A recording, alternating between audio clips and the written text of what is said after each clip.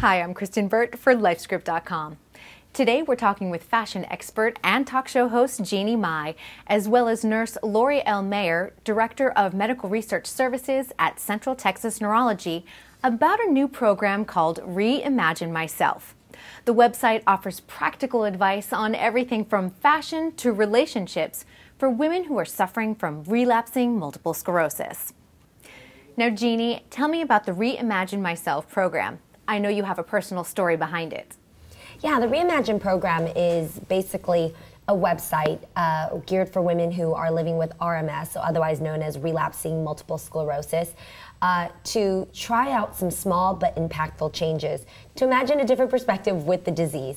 I was inspired by my Aunt Lynn, who was diagnosed a few years ago, and I just wish I had a program like this to kind of refer to that would help me be more supportive to her.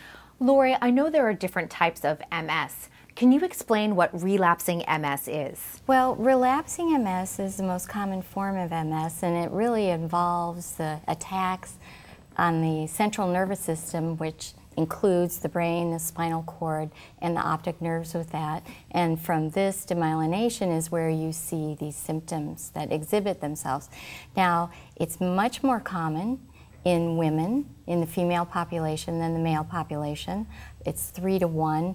And it is the most disabling disease that we see in that young adulthood group.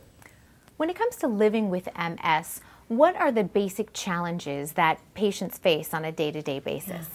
Well, for me, it's interesting that you said, what are the biggest changes? Sometimes the smallest things would affect my Aunt Lynn. You know, for example, the fact that she couldn't carry her handbag comfortably anymore.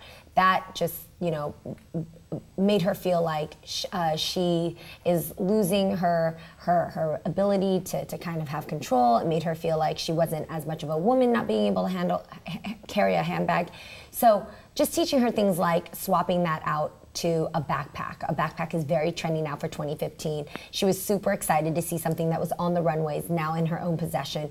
And those small swaps are the same type of mentality, or the same type of perspective that I want other women out there to understand. And I think from our perspective, it has to do with the variety of the symptoms and how disabling those symptoms are, because, you know, they can just interfere with maybe a mild activity of daily living, or they can actually totally disrupt a patient's life. Jeannie, you've talked about style swaps like custom nail art and beauty products for patients with MS. Can you tell us more about that? Yes, well, one of those, I'll talk about the custom nail art because I happen to be rocking some right now, but my Aunt Lynn and I, we love anything that's kind of DIY. She and I take onto our pieces of furniture together, varnishing them and adding, you know, different textures to them.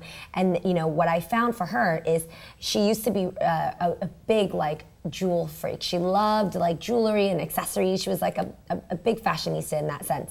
But once clasps and small, hard to handle earrings became cumbersome for her, I got her into nail art.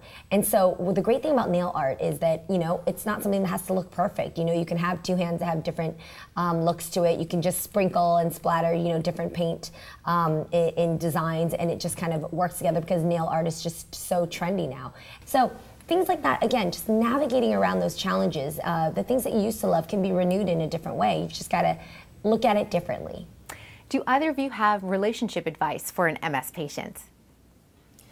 Well, I think I have to say that MS affects not just the patient, but their whole family. And there are adjustments that will need to be made from the very beginning, and as things change, as the disease does progress, there may need to be additional adjustments and changes down the road.